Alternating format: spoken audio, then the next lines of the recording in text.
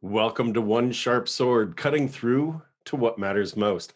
I'm your host, Dr. Wayne Pernell, Dr. P, the outfluencer and your powerful presence mentor. Today, I have a super special guest. It's a superstar Wonder Woman. Just I can't say enough good things about her. She's had quite a journey, and these last few years has been on fire. I wanted to welcome Emily Williams. Welcome. Thank you, Wayne. I'm so excited to be here. Yeah, you've got iHeartMyLife. It didn't start that way though. Um, right?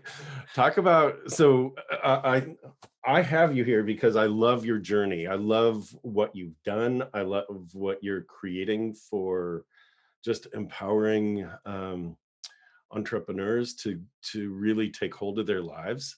And there's so many lessons that you've learned along the way. You started in Ohio. And so talk a little bit about your journey. I love this. Thank you. Yeah, I'm excited to share this story. So, I always say there's been essentially two moments where my whole life changed course. And the first one happened when I was driving from Ohio to Chicago to find an apartment in the city. I had just accepted a spot at Northwestern University where I was going to become a marital and family therapist. I was going to be getting a master's in psychology. And I was in the car driving there and got this feeling in the pit of my stomach, like something was off. And my mom, luckily, was in the driver's seat and she saw that something was off with me. I started crying and she asked me what was wrong. And I basically told her I wasn't sure that this was the right decision and I wanted to go back to Ohio and spend a bit more time thinking about it. And that was really crazy because I had spent a few like 8 months actually applying to schools around the United States, getting accepted into grad schools, and then finally made this decision. Obviously, I'd spent 4 years studying psychology in undergrad. And so to say that this wasn't the right thing after spending years thinking about it was foreign to me. It was strange, but I couldn't deny that something was wrong. So luckily my mom got it. We turned the car around and I went back to Ohio and entered into a major quarter life crisis. And, I always knew I was meant for something big, but in that moment, there was no clarity. I had no options. I didn't know what I was doing with my life. And so I'm sure a lot of people can relate to that. When you don't have clarity, you just feel lost. And I felt a bit like a failure. I felt like, I've spent all this money. My parents spent all this money on my education. And now what in the world am I doing? So that was a pretty dark period for me during that time. It's gutsy too to how many people set out, this is my goal, this is what I want, and then when they get to it, it's like this isn't what I want at all. And how do you know that that's not like some resistance that you're supposed to quote unquote work through versus, what? This is the wake up call. This was like this is off. This isn't resistance. This is just wrong. So how'd you know that? Because because we all face that from time to time too, right? We work towards the things we want, and then it's like, this is hard. And this was more than just hard for you, right? Yeah, it was more than just hard. I couldn't bear the thought of going to this school.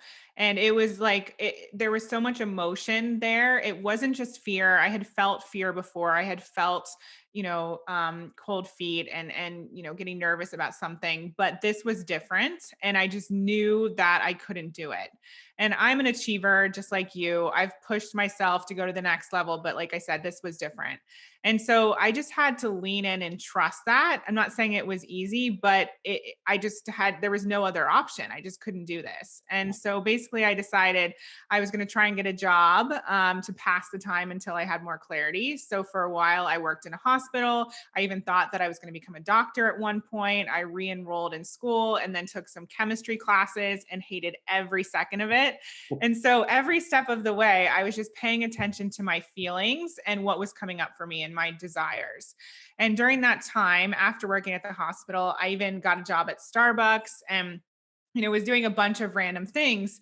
And I kept trying to, again, get that clarity. And the only thing that was coming to me was that I wanted to move to London, England, which again sounds really strange. I'm a girl from Ohio. My family pretty much has all stayed in the same city their entire lives. So for me to want to leave and move to London was odd.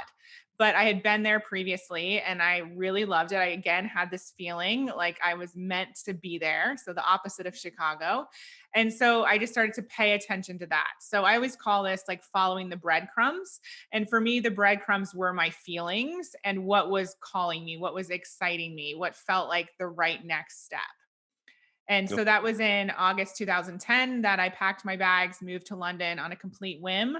I did have a plan, a bit of a plan. I had applied to a master's program in nonfiction writing because I always wanted to write a book, which again sounds random, but it'll make sense in a bit.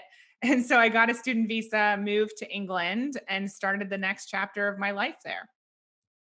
That's amazing.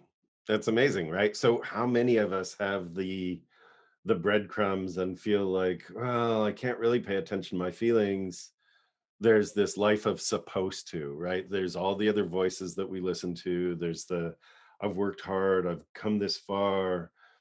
And it's known as the gambler's dilemma, by the way, just for our audience, that that feeling of I've come this far, I'm supposed to go the next step, or I should just follow through. The gambler's dilemma is I've invested this much in this hand of cards.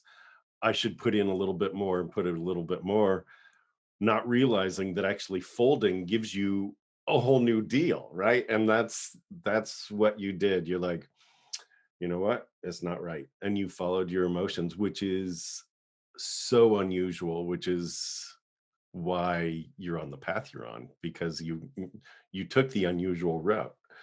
That's awesome. So in London, some magic happened. Yeah, of course, I didn't know why I was meant to live in London. It made no sense. But when I got there, I decided I was going to throw myself into the world of online dating. I had no clue what I wanted to do career wise. I didn't have any friends. So I thought, okay, I'm just going to try and meet a guy. I'm going to try and fall in love, right? That must be easier than trying to make girlfriends in a new city. So I threw myself into the world of online dating and for a year was like a serial online dater. And eventually I did meet my husband online. His name is James. And that's how you and I met, Wayne. Yeah. And we work together now, which again is a part of the story that I'm sure I'll cover in a second. Yeah. And James, by the way, James has done an amazing interview on One Sharp Sword. It was a pleasure to have him here. So I yeah, it's love it. great to have you here as well, because it's not the James and Emily show. You each are amazing, right, as individuals. So I wanted to make sure that we got to share your story and your path. Yeah. Exactly. Yeah. And so we do have different paths, but obviously they've come together in a lot of Yes. ways. So we met about a year after I moved to the UK. And again, during that time, I still didn't have any idea what I wanted to do with my life. I was working as a nanny, I was in this master's program. I knew I wanted to write a book, but that wasn't the whole picture. And it wasn't until April 2013 that my friend sent me a link to Marie Forleo's website. And up until that point, I had knew about coaching. My dad always had coaches. He was an entrepreneur, but they were always, men in suits carrying little 3-ring binders. And Marie was a completely different type of coach. And I believe that that was the second moment my whole life changed course. I really felt drawn to her and her work. And if I'm honest with myself, I was a bit jealous, but I learned that I could follow that jealousy and really allow it to show me what it was that I wanted. And once I discovered coaching and the way that she did it, I realized, you know what? I am my ideal client. I've been in this quarter life crisis. I had no money. I turned the car around. I was in this, place of confusion for so long. I didn't love my life. I want to help other women who know they're meant for something big to uncover their purpose and finally fall in love with themselves and their life. And so ultimately, that's how I Heart My Life was born in September 2013. Wow, 7 years. That's awesome. The idea of jealousy, I just wanted to explore that for a second because I think it is so important. We look at people who are out there. They have more than we do. They've been doing this a long time. But who are they to do it and why can't we do it? And the idea of jealousy, I learned this recently in some of my studies, um, and that's it's a calling. It's like the reason you're jealous is because there's some stirring inside of you that says, "Do it. Just do it." It's not you. Once you start doing that thing that you're jealous of, you're no longer jealous of that person or that thing because you're on your own path. There's no reason, right? So, um, yeah, I'm sure that that sort of landed for you when you started doing I Heart My Life. It was no longer you're jealous of Marie Forleo, but you appreciate her for having her path and you've got yours. Oh, yeah. I mean, I think that we can use jealousy for good or evil. And when we use it to show us what we want, and we look at other people who have what we want, and we essentially remember that they're a reminder of something being possible, that's such a gift, right? Like, I thought if Marie did it, well, she's just human. So maybe I can do it too. And so I think you can shift that into gratitude for the person or the thing that you might be jealous of in the moment, and really use that to your advantage. And for me, it just gave me so much clarity around what I actually wanted. And that was the best gift because I'd been searching for so many years to actually have that clarity. Then I knew I could put a plan in place and actually reach my next level goals. Amazing. Love it. So what have been I mean, that is a lesson in itself. I was going to ask you about some of the other lessons that you got, but that's kind of a lesson in itself that really, can you turn jealousy to gratitude? And as soon as you do that, look at all the doors that open for you. It's amazing. So what else do you think you discovered either about yourself or about, in coaching? Sometimes the people that we coach, the process actually opens doors for us or teaches us things. What have been some of the key lessons for you? And um, what also talk a little bit about your book and talk a little bit about how you translate the lessons that you've gotten into the lessons you now give. Oh, I love that question. So for me, I mean, just thinking about the timeline of everything, my first lesson was really in persistence. So when I started I Heart My Life, I was $30,000 in credit card debt and $90,000 in student loan debt. So I didn't have any money, like I was below zero. And yet I had this big dream, and I had the dream of making a lot of money, having a lot of impact. And so I really had to, just humble myself because in the first month I made $442. And obviously that's not very much. It's not much to live off of. And so I kept my part-time job, which was as a matchmaker at the time. And I kept my part-time job and just moved forward with building the business. And there was even a period of time where I had 54 no's in a row. So I booked 54 discovery calls and had all these people, well, 53 people say no to me. And finally, the 54th said yes. And so I realized very quickly, number one, I needed to get better at sales, which is a whole nother conversation. But number two, I just needed to keep moving forward and be persistent. And I think that that's part of, what I teach women about desires is, and you know this as well from your work with David Nagel, is you don't actually have a desire without the potential of you creating it and fulfilling it existing at the same time. Like if you're aware that you want something, then you have the potential. And so what I realized early on was that desires were key for everything that I was doing. And I just had to trust that I was given this desire for a reason. And it meant that I was able to make it happen. Now, that doesn't mean that it's always in your exact same time frame. And that's where persistence comes into play. But I just knew if I kept going, I would figure it out. And obviously, I also needed to help people or have people help me figure it out because I had no idea what I was doing. I didn't know how to run a business. I didn't know how to be a coach. And so, really hiring the right people to support me was obviously another key factor in my growth. Huge. That's awesome. I think it's so important to keep in mind that one, when you desire it, the answer is actually there, right? The thing you desire is waiting for you, and it's waiting for you to get fully aligned. And the timing isn't always in the time frame that you think it quote should be. It's like, well, I need it by this time. It's like, well, maybe other doors open for you in that space and give you a slightly different path, which gives you a different edge. So I love that. I love that there's sort of this it's a great blend of practical slash spiritual, this path of you've got to be open to the possibility versus, it is supposed to be this way. That's great. That's great. So, talk a little bit about your book. You've got this great book. You set out to do nonfiction writing. You created this. You created I Heart My Life as a business, and then poof, out comes this book, which was not poof. It's hard work to write a book. So good for you. And talk a little bit about that because I know it's got some good lessons in it too. Yeah.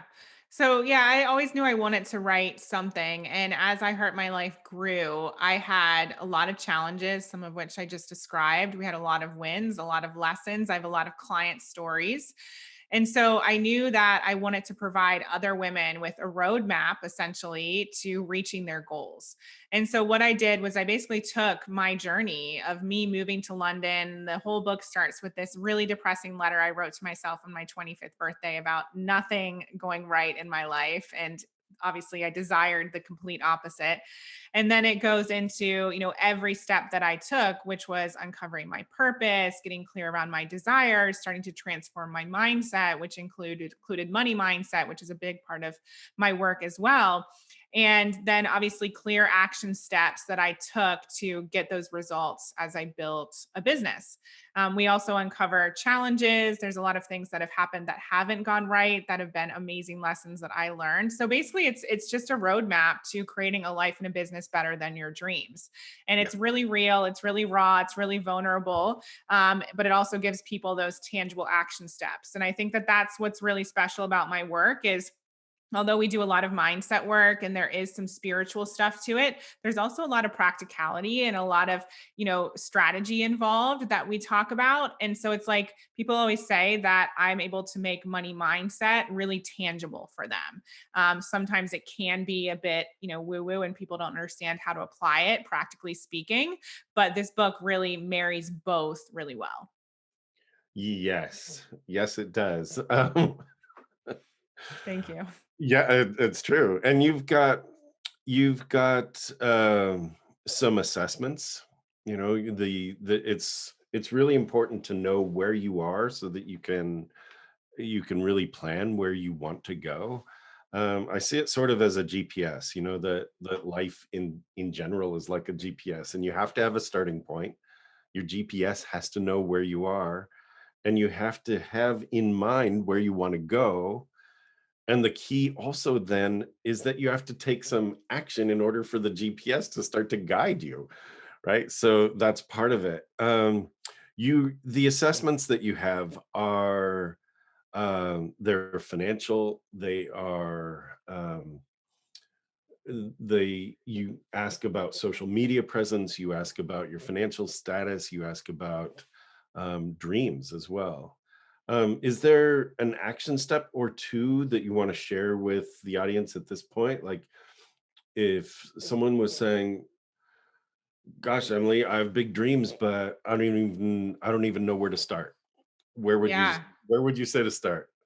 Well, like you said, that GPS is key. So you have to know where it is that you're going. And I know that not everyone has that complete clarity at the moment. So that's why I really recommend paying attention to your desires, paying attention to your jealousy. Like, who are those people out there that you are admiring on a regular basis, even if that admiration looks a bit like jealousy? And I always ask myself simple questions, even now, if I was destined to be success, or if this thing was destined to be successful, what would I create? What would I want to put out into the world? What would I want to do? How do I want to spend my time? And I really think that people don't allow themselves to dream. It's like, we've been taught to do it this way, or I have this path and I'm on it, so I have to stick it out. But really allow yourself to get clear on what you actually want, because that's really the key to everything. And then, we have all of the tools at our fingertips, whether it's hiring a coach, using Google, getting a book, whatever it is, buying a course. you can do anything that you want. And so, really, the first step is getting clear on what that thing is that you actually desire. And I personally, for so long, was in a place of feeling like nothing was working, that I really had to shift my mindset and focus on what was working to even see more opportunities. And so I know how it feels, to be down in the dumps and to not know when your life is going to get good, essentially. And so I actually chose to focus on things I was grateful for, all the things that were working well. And that really opened up my eyes and transformed my mindset to see other opportunities that were right there, which helped me create more clarity and create that plan. Emily, this is awesome because right now, as we record this, we're in month 9 of this pandemic, right? And so it's really easy to go, well, there's another thing that's taken away from me. There's another rule that's imposed on me. Well, we're not supposed to do this. Well, I can't see family. Well, I've, lost touch with so and so, or I've lost so and so, or oh my gosh, I'm worried about this other person. And there are a lot of things now where we are faced with what could be another negative, another negative, another negative, and this mindset of, well, truly, there are a lot of options. What's available? What do I really desire? And kind of opening to that and feeling like, this could really be a time of optimism if we let it be, right? And so I love this. I love this message all the way around. I'm a big fan of yours. I love your path. I love the message. I love that you're lifting women who have dreams, but they haven't dared really to step in and say, my dreams are worth it, and you lift them, you support them, and I think that's huge. I think that's huge. Thank you. um Yeah, I mean, we're even seeing this in our programs. Like I just did a podcast episode with one of my clients because she has this huge laundry list of all the amazing things that have happened in her life and her business this year. And so, I know that there have been challenges. We've even have team members, one of my team members, her dad died from COVID this year, but I even had a conversation with her about how because of that, she's now closer than ever before to her mom. Right. mm, So even the people who have been through horrific things this year are able to see some sort of light if they look for it. And for me, that's been the key to shifting out of that quarter life crisis and actually seeing the opportunities. And it continues to be the key because running a business is not easy. There are always going to be challenges. And so you get to decide how you look at things. totally. You get to decide. It's like that's a huge key. Perspective is everything. You get to decide, and you're the one that gives it meaning, right? We give meaning to all the things in our life, and we could live this life of things always happen to me. Or I think it was Tony Robbins, or maybe somebody before him, that said, life happens to you or life happens for you. And you get to decide, right? You get to Yeah. decide. So that's And I cool. think COVID for a lot of people, like life did it for them. One of my clients, her business was completely brick and mortar and she took it all online and now it's thriving like more than ever before. Like she didn't choose that, life did it for her. And I think that's a really important way to look at things. It's huge. It's huge. My commute has shortened to about 12 seconds. Uh, I get dressed, I Love come it. down the hallway, and here I am. It's amazing. I'm doing television about once to twice a week, and so rather than flying to studios, I get to do it from here. And so it really is. There's a lot of I get to versus I have to. And Right. just I love that too. What else? What are you hoping that either what are you hoping either I would ask you, and I haven't asked you yet, or what kind of message are you hoping that you could bring to our Yeah. I mean, I think one of the biggest lessons that I kind of touched on was really shifting my money mindset in the beginning.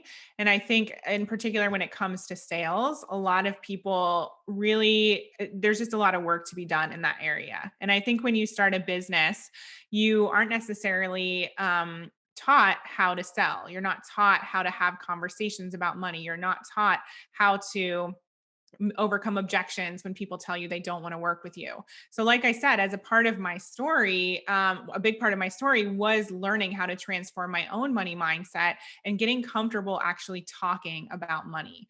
And so, I think that's one of the biggest things I would have people take a look at, especially now as we're nearing the end of the year at the time we're recording this. How much money did you actually make this year versus what you desire to make? And what are your beliefs around money that could be holding you back from going to that next financial level? Because honestly, you can make as much money as you desire to make. It really is a choice, it's a mindset. Obviously, setting up your business so it has the capacity to receive that amount of money, but it starts with your mindset. And so for me, one of the key points was just getting clear on the amount of money I wanted to make and then uncovering any of the blocks that were stopping me from doing that. And what that means is just any thoughts about money. I remember in particular, one of my coaches, she told me I could turn my annual salary as a matchmaker, which was about $30,000 a year, into my monthly income. And at first I thought she was completely crazy, but then I realized, you know what? She's doing this. Other people are doing it. It must be possible. So I'm going to choose to believe. I'm going to remove all of the doubt that's there and choose to believe her and start to remind myself every single day the money is available for me. Because I think a lot of people, our mindset is rooted in lack. We think that there's not enough. We think that the clients aren't out there, that no one's going to buy if we raise our prices, but that's absolutely not true. You just have to shift your thinking. That's amazing. Yeah, 7 billion people on the planet. Oh, there's not enough to sell to. There's not enough that might want something I might have to say. I'm recognizing that sales is nothing more than making an offer of the thing that you think is valuable enough to lift somebody else up, right? So whether it's a product or a service, you're helping them by putting that in front of them. And that's a mindset shift. The whole idea of how do you turn an annual into a monthly? That's amazing, right? And that is just a matter of a shift in belief. And that is a really hard mindset shift because once you do it, you have to stick with it. I think we've been trained to go, yeah, see, there's another reason why it won't work. And as soon as we we fall back into, yeah, see, there's another reason why it won't work, we have to reset our minds once more and go, no, no, I believe that it's possible. And as you said, set the business up to make sure that uh, there's a pathway for that to actually become true. So I love that. Yeah. I mean, one of the mentors that you and I have both worked with, David Nagel, he talks about that exact thing about the moment that he decided he was going to turn his annual income into his monthly income. And at first, he was going about it in the wrong way. His business wasn't actually set up to sell the thing that he wanted to sell.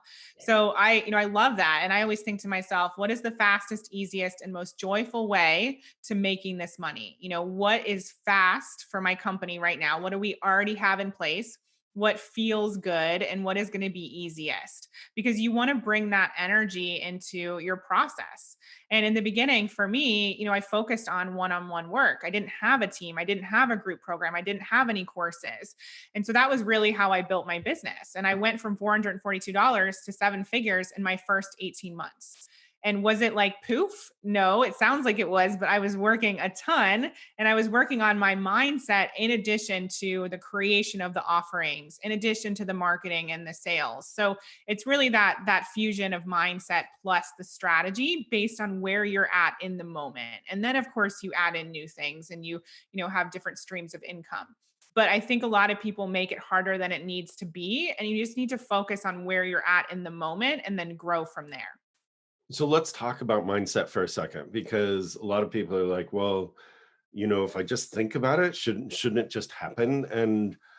And the reality is there's a lot of unlearning that has to happen along the way. And that's actually that's like hidden work, that when I was doing it and to a degree still doing it, it's like, oh my gosh, this story, this belief, we talk about what are your limiting beliefs? It's like, well, if I knew what they were, I would just conquer them right away, right? And so it's a lot of work to go, well, I didn't realize that story that was handed down from my grandfather to my father to me, just in the style, the way he was in his daily life.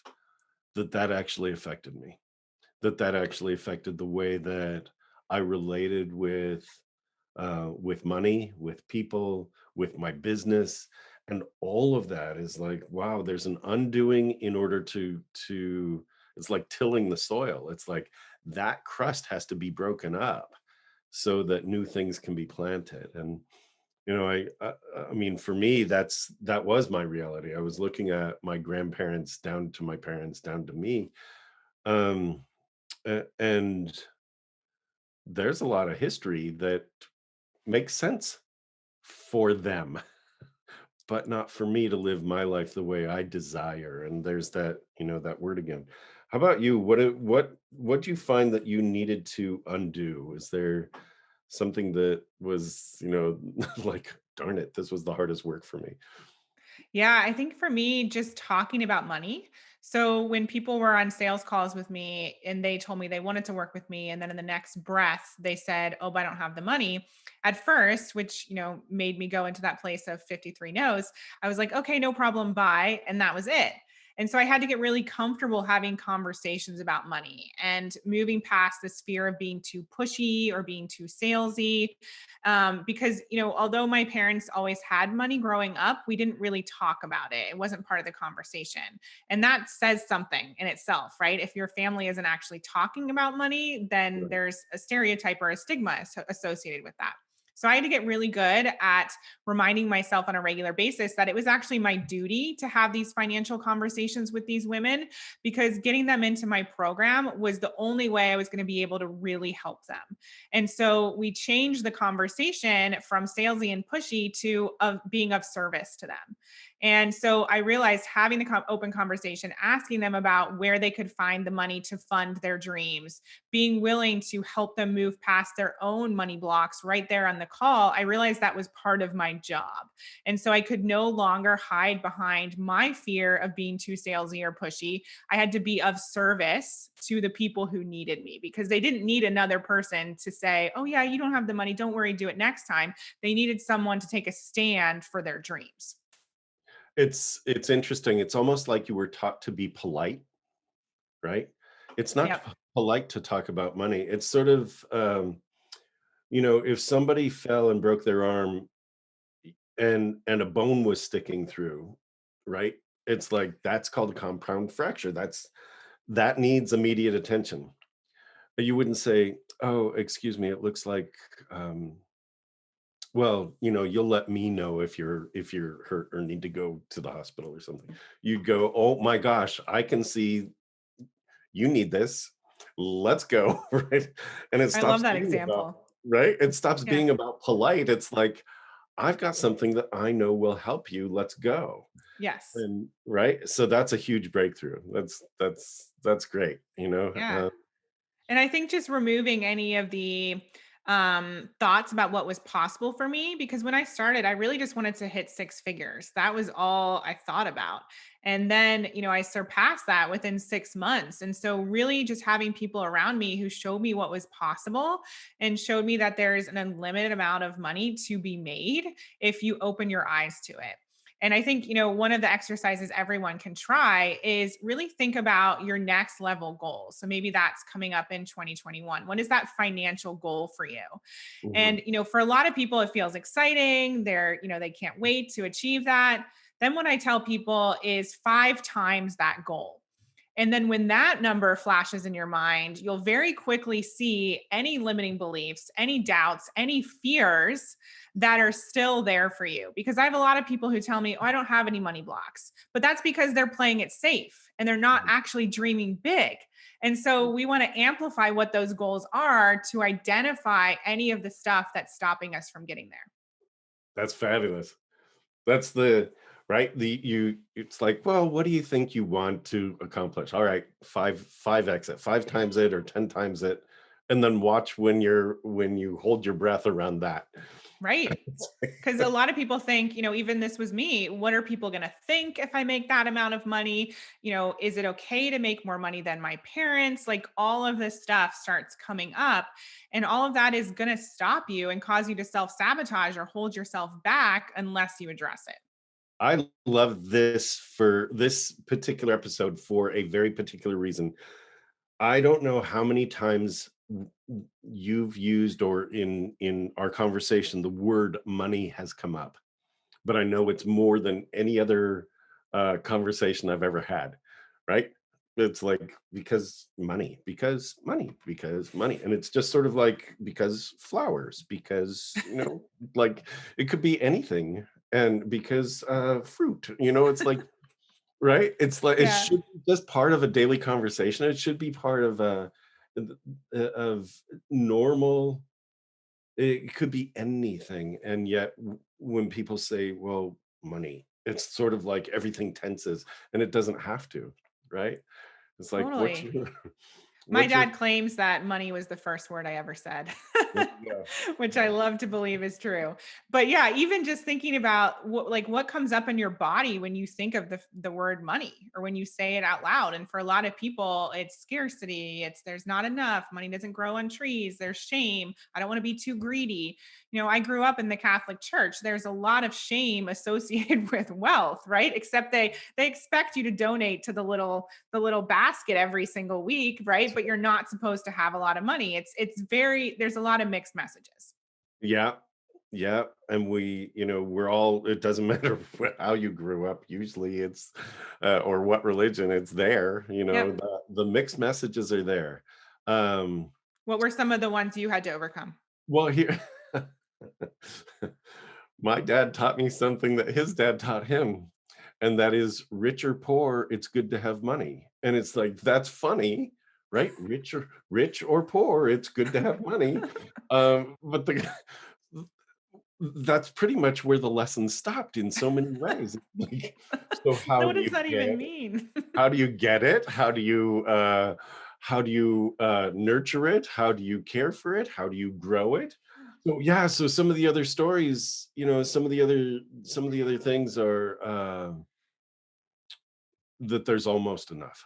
Like that was the big one for me. That Mm, that as you get to this place, there's enough or there's almost enough. mhm, And it's like so for me, the success hurdle to get past was there's there's an abundance. There's more than enough. It's not just almost enough. It's not like you work really hard and get to the almost place. You work really hard and you get over the hurdle, and then the work stops being as hard. mm, And that was a huge lesson. A huge lesson. Um because it always felt like I would get to a place and then something would happen and it would be taken away. And so I just expect it. And and as I was expecting it, in retrospect, looking back, I realized and I was building it in, right? mm, And there's so much of that we all do. Um and a lot of that is historical. A lot of that is I grew up in a really nice area of Southern California. And because of my parents' history, it was always, well, what will the neighbors think? What will the neighbors think? And so there was always this, well, you can't talk about anything in your life, and especially not wealth. Like, and yeah. so and so there was this mindset of, well, you can't really have, right? And it's like, darn it, right? So there was a lot to overcome. And I have friends that have started from much less than, right? And have far surpassed. And it's because they broke through the oh, not supposed to have, says who kind of thing, right? So it's an amazing journey. Once you start to overcome that, it still fascinates me how talking about money is still there's this kind of aura around it that's you still shouldn't talk about it. I mean, it's fine to talk about it, but you shouldn't talk about it. And it's like, no, no, talk about it. right? Again, talk about it like you talk about flowers or books or fruit or a cat that's loose somewhere in my studio, right? It's Yeah, exactly. yep, Yeah, and I mean, I know that you know this as well, but one of the reasons that we keep ourselves at like the just enough space is because we don't want to be too big, but we don't want to go to the place of not having enough where people notice that we don't have enough. Like it's either one extreme or another, and we're avoiding that. So we keep ourselves like right in the middle or right under. And so it all comes down to, fear of judgment, fear of what people are going to think, and ultimately fear of not being safe. And it's so fascinating when we uncover all of these ways of thinking. And like you said, our parents didn't teach us this to be harmful. It was what they believed and what they were taught. And at a point, it did serve them to operate in that way. But now, especially when you start a business and you want to make a difference in the world, you have to get out of that, safe mindset and realize like if your job is to have an impact, well, you're going to shine. You're going to have to step outside of the box, and it takes a lot of money to have an impact. And so, moving past those limitations, it's essential. that's awesome. That's awesome. If you want to have an impact, you're going to shine. That's so good. It's so right. And even those even those who didn't like have money flowing through them, they had organizations that had money flowing around them. The Mother Teresa's, for example, she wasn't like rolling in the dough. But she was doing good Right. because her organization grew, right? And I love that. Just the whole concept of it's it is a tool or a nutrient, right? If you think Mhm. about it as a nutrient for your business, it's like it's going to fuel you. And if you want to get bigger and grow stronger, it's not just about eating your spinach. It's about you've got to have the money flowing through, which is fabulous. Totally.